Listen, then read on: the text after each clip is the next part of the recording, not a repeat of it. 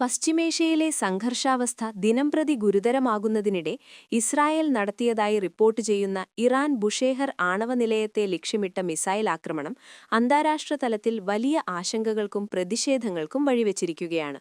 പ്രത്യേകിച്ച് റഷ്യ ഈ വിഷയത്തിൽ ശക്തമായ നിലപാടെടുത്തതോടെ സംഭവത്തിന് കൂടുതൽ ആഗോള പ്രാധാന്യം ലഭിച്ചു.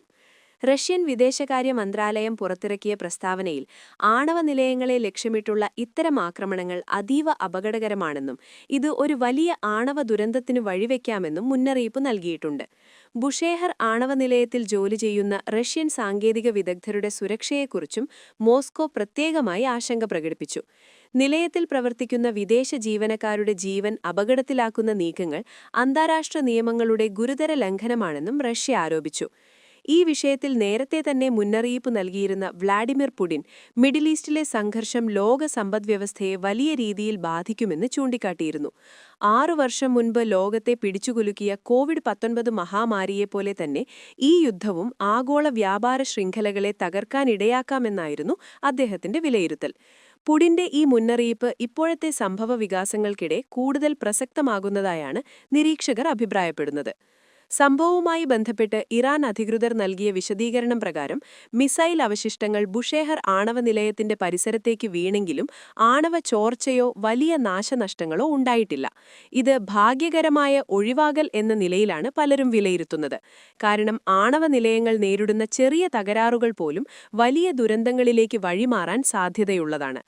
ഇറാൻ പ്രസിഡന്റ് ഈ സംഭവത്തെ അമേരിക്കൻ സയനിസ്റ്റ് ശക്തികളുടെ കൂട്ടുനീക്കം എന്നാണ് വിശേഷിപ്പിച്ചത്. അതേസമയം റഷ്യയുടെ പിന്തുണ തങ്ങൾക്ക് ശക്തി പകരുന്നതാണെന്നും അദ്ദേഹം വ്യക്തമാക്കി. ഇതോടെ ഈ സംഘർഷത്തിൽ പുതിയ രാഷ്ട്രീയ സൈനിക അക്ഷങ്ങൾ രൂപപ്പെടുന്നുവെന്ന സൂചനകൾ ശക്തമാകുകയാണ്. ആണവ നിലയങ്ങളെ ലക്ഷ്യമിട്ട് നടക്കുന്ന ആക്രമണങ്ങൾ അന്താരാഷ്ട്ര തലത്തിൽ പ്രത്യേകമായി ആശങ്ക സൃഷ്ടിക്കുന്നതാണ്. കാരണം ഇത്തരം നീക്കങ്ങൾ ഒരു രാജ്യത്തിന്റെ സുരക്ഷാ പ്രശ്നം മാത്രമല്ല, ആഗോള മനുഷ്യാവകാശ പരിസ്ഥിതി പ്രശ്നവുമാണ്. ബുഷേഹർ പോലുള്ള നിലയങ്ങളിൽ അപകടം സംഭവിച്ചാൽ അതിന്റെ പ്രത്യാഘാതം മിഡിൽ ഈസ്റ്റിനപ്പുറം ലോകത്തിന്റെ വിവിധ ഭാഗങ്ങളിലേക്കും വ്യാപിക്കാം. ഇതുവരെ നടന്ന യുദ്ധങ്ങളിൽ നിന്ന് വ്യത്യസ്തമായി ഇപ്പോഴത്തെ സംഘർഷത്തിൽ ആണവ സൗകര്യങ്ങൾ ലക്ഷ്യമാക്കപ്പെടുന്ന പ്രവണത വർദ്ധിക്കുന്നതായാണ് വിദഗ്ധർ ചൂണ്ടിക്കാട്ടുന്നത്. ഇത് യുദ്ധത്തിന്റെ നിയമങ്ങളെയും അന്താരാഷ്ട്ര കരാറുകളെയും വെല്ലുവിളിക്കുന്ന പ്രവണതയായി കണക്കാക്കപ്പെടുന്നു. പ്രത്യേകിച്ച് ആണവ സുരക്ഷയെക്കുറിച്ചുള്ള അന്താരാഷ്ട്ര ധാരണകൾക്ക് ഇത് വലിയ തിരിച്ചടിയാകുമെന്ന ആശങ്ക ഉയരുന്നു. ഇസ്രായേൽ ഈ വിഷയത്തിൽ ഔദ്യോഗികമായി വിശദീകരണം നൽകിയിട്ടില്ലെങ്കിലും ഇറാന്റെ ആണവശേഷി നിയന്ത്രിക്കാൻ നടത്തുന്ന തന്ത്രപരമായ നീക്കങ്ങളുടെ ഭാഗമായിരിക്കാം ഇത്തരം ആക്രമണങ്ങൾ. എന്നാൽ ഇത്തരത്തിലുള്ള നീക്കങ്ങൾ പ്രശ്നപരിഹാരത്തിനേക്കാൾ കൂടുതൽ സംഘർഷം വർദ്ധിപ്പിക്കുന്നതിനാണ് ഇടയാക്കുന്നതെന്ന് വിമർശനമുണ്ട്. മറ്റൊരു പ്രധാന ഘടകം ഈ സംഭവത്തിന്റെ പശ്ചാത്തലത്തിൽ അന്താരാഷ്ട്ര സമൂഹത്തിന്റെ പ്രതികരണമാണ്.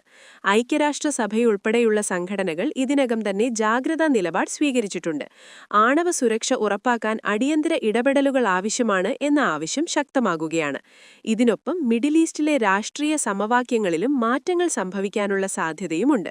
റഷ്യയുടെ തുറന്ന പിന്തുണ ഇറാനെ കൂടുതൽ ആത്മവിശ്വാസത്തിലാക്കുമ്പോൾ അമേരിക്കയും അതിന്റെ സഖ്യങ്ങളും എങ്ങനെ പ്രതികരിക്കും എന്നതാണ് ശ്രദ്ധേയമായ ചോദ്യം.